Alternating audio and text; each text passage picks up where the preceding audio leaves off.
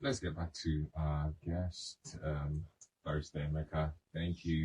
I know you've listened through and a lot has been said. Some questions directly directed to you. Maybe you would react to some of those things. Some people ask questions around, Nnamdi Kanu's agitation and what you think about it.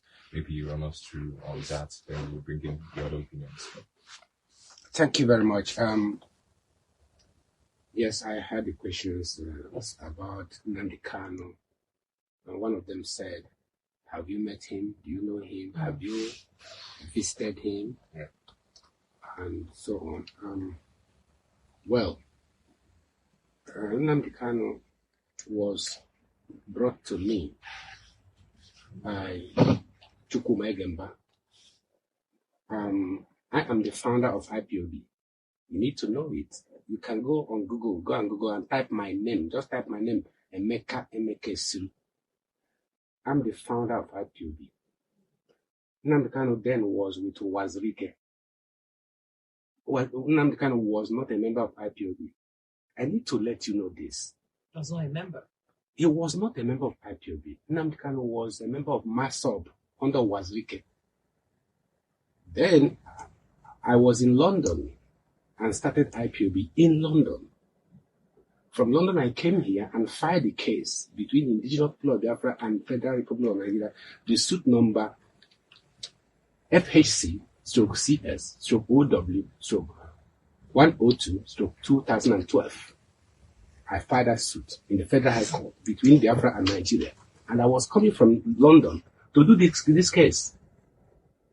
That case later was reconstituted as FHC/CS/EN/2019. That's 2019. Yeah. Now we are now in the Court of Appeal as CA/E/E. CA, that's Court of Appeal, /E, as Enugu, /96/2020. We are now in the Court of Appeal. Now, that case, I started it in 2012. Nnamdi Kanu was brought to me by Chioma. Who is Chioma? Dr. Chioma was one of them. There were 5 who came to me. There were Chioma, Uchemefo, Mwada Manachi, Samume, and Nnamdi Kanu. There were 5 who came to me and said they want to join us. Okay. They were all members of MASOB. Okay. They want to join us. And that I now asked them, what were you doing for MASOB? They said they were in the radio called Radio Biafra. And that Wazirike is no longer sponsoring them. And that Nnamdi Kanu, I asked him, he said Wazirike is a saboteur. He was a saboteur. They made so many statements against Wazirike. I said, okay, I have listened to you. I came to Nigeria and met Wazirike and asked him questions. This was when? 2012, I said that was when I filed this case. Okay. I asked Wazirike questions. He said, well, that Nnamdi Kanu was using the Radio Biafra against him. That he was paying Nnamdi Kanu 500,000 every month.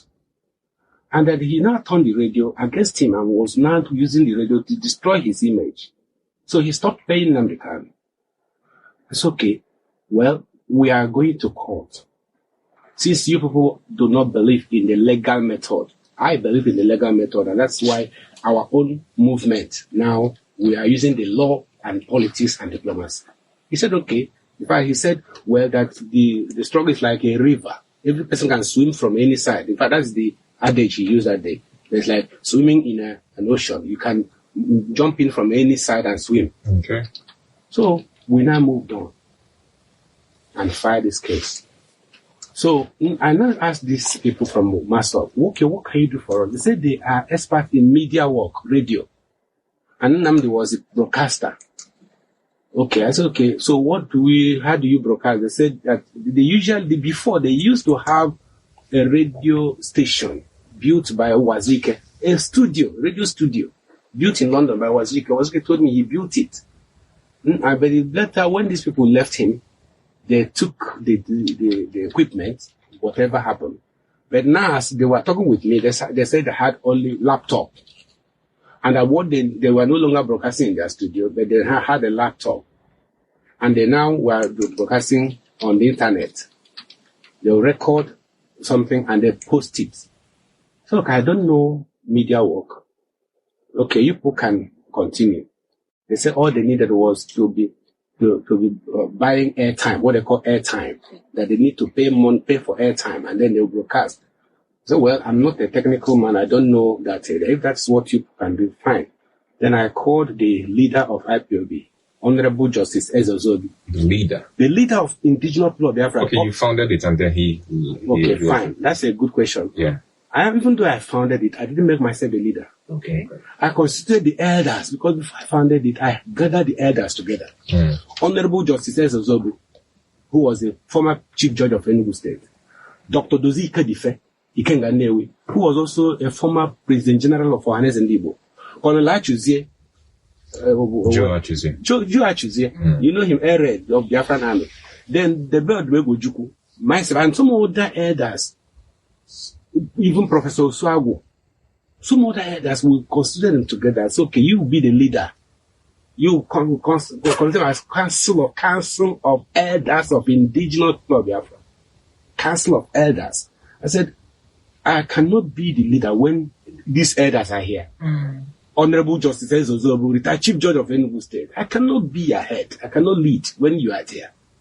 I said, I would rather be your advisor, legal advisor to the Council of Elders. That's how we started. So now when Nnamdi Kanu and his group, the people from MASOP, said that's what they want to do, that's media work. Yeah. I called the leaders, that is the Honorable Justice Zobu, Dr. Dozie Ikedife, and some others. I said, look at, we have got some young men from MASOP who have joined us. And Nnamdi will be the broadcaster. He said he's talented in broadcasting, media work. They said, okay, fine. If he will do it, let him take up the media work. That was how I now made Nnamdi Kanu the director of Radio Biafra. Director of Radio Biafra. What year was this? I said this in 2012. 2012, okay. So now, you know why each time I come to where they were broadcasting, they will be quarreling among themselves. In London? Then. Yes, in London. In Imam Mezu's house. They were quarreling. I said, come, this is your media team. Don't you have a structure? Who is the leader? Who is a broadcaster? Who is the secretary? Who is a chair? I said, they were always quarreling. Because this time they will invite me, sometimes they will invite me to see how they are broadcasting. And I will also broadcast, because it's a kind of internet. When you are talking, the thing will be coming out. I don't know how they do it. And as planned, after that meeting, Nnamdi now made a broadcast on the internet. And the thing boosted our struggle. So we moved even to Germany. And in fact, we got to the point where Germany gave us a house they wanted us to use. A house left by Angola. We wanted to have a kind of mission, kind of diplomatic embassy, but it's going to be under customary international law. Under customary international law. We are a nation within a nation. We are a people within Nigeria. We are a nation within a nation. We are not sovereign. We are not sovereign. So we needed a place so we can be gathering ourselves together. So that outing was good. It boosted us. Nnamdi was broadcasting very well. Everything was going very, very well.